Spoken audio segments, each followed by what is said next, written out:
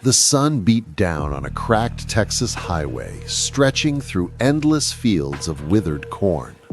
The Harper family's beat-up pickup truck rattled along, kicking up dust. Inside, Jack, a weathered rancher in his 40s with distant eyes, gripped the wheel. His wife, Maria, 30s and exhausted, stared out the window. In the back, their kids, 12-year-old Emily, curious but neglected, clutching a worn teddy bear, and 8-year-old Tommy, shy and withdrawn, sat in silence. The radio crackled, a faint country tune twisting into static, then a low, eerie whisper, "Bonds, broken." No one noticed. Jack grumbled about another detour.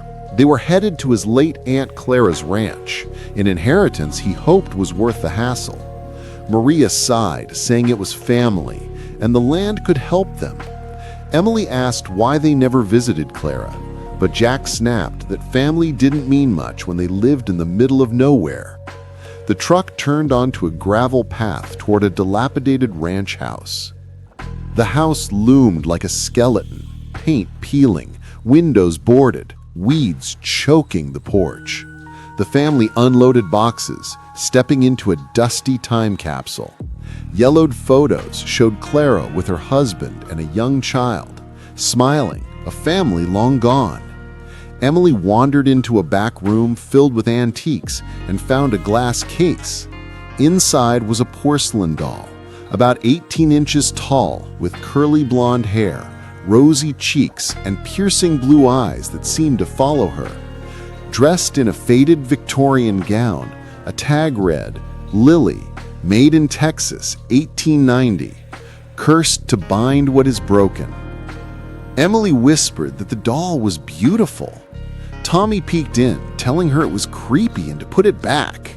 She refused, saying it felt like the doll wanted to come with them. A faint childlike giggle echoed, distorted like an old phonograph. The kids froze.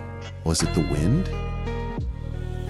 Weeks later, back in their modest Texas suburb home, the family drifted further apart. Jack buried himself in work. Maria stayed glued to her phone, and the kids hid in their rooms.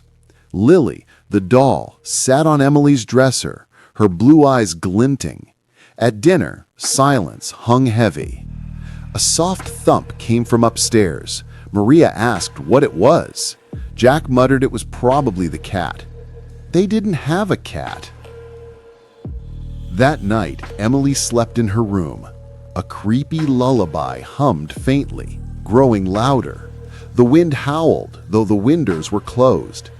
Emily stirred, mumbling for Tommy. The doll's head turned slowly, impossibly, to face her. Emily screamed. Morning came, and Emily, pale, told her family the doll moved, its eyes following her. Maria dismissed it as a nightmare from too many horror movies. Jack, rushing to a meeting, called it nonsense and left. Tommy whispered to Emily that he'd heard giggling from her room the night before. A faint scratching, like nails on wood, echoed in the background. Days passed, the family's tension growing.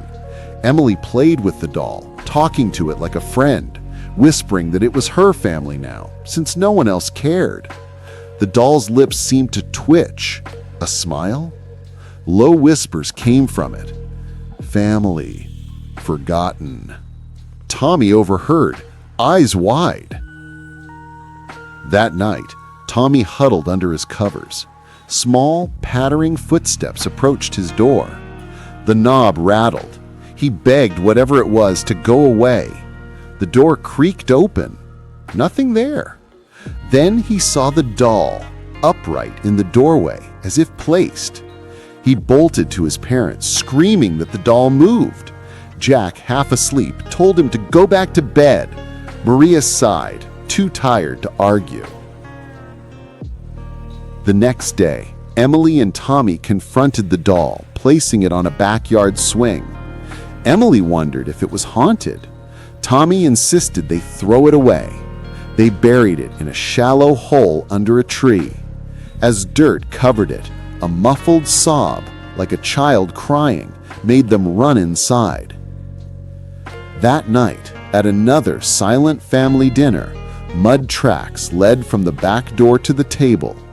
The doll sat in an empty chair covered in dirt, staring at them. Maria screamed, demanding to know how it got there. Jack swore no one did it.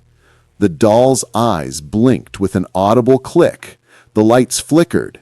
Jack grabbed the doll, stormed to a roadside dumpster, and tossed it in. A sinister laugh echoed from the dumpster as he drove away. Morning came. The doll was back on the kitchen table, clean, with a note in childish scrawl. "Don't ignore me. Bonds break. Curses wake." Maria freaked out, asking how it returned. Jack swore he threw it away. Emily touched the doll, saying it was lonely, like them. Whispers grew louder. Family, ignored, punish. Strange things escalated. Jack's papers in his office shuffled themselves, forming the word neglect. Ghostly voices accused him of forgetting his blood. In the kitchen, knives floated, pointing at Maria, while screeching metal and whispers hissed about severed ties. Shadows pulled at Tommy, cackling with cold breaths on his neck.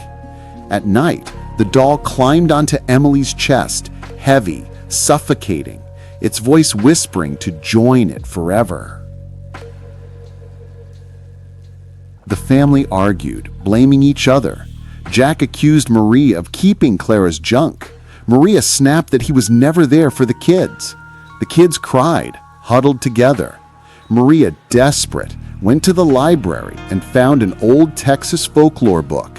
It described Lily, the cursed doll, crafted in 1890 by a grieving mother whose family abandoned her dying child. The curse bound broken families or destroyed them. The moral? Don't ignore family bonds. The book's pages turned on their own, slamming shut. Maria rushed home. The house shook, doors slammed, and the doll levitated, its eyes glowing red. A distorted child's voice spoke through it. "You ignored your bonds. Now pay." Ghostly apparitions. Clara's decayed family from the photos reached out, wailing. Jack tried to smash the doll with a hammer, but it bounced back, cutting him. Blood dripped. He shouted, asking what it wanted. The doll answered, "Family, together, or perish." Emily cried out that they had to talk, like a real family. They huddled, confessing their neglect. Jack admitted he'd been lost in work, forgetting what mattered. Maria said she was as guilty. Tommy sobbed that he loved them. As they embraced, the apparitions faded. The doll fell, lifeless. Silence settled. Then peaceful music filled the air.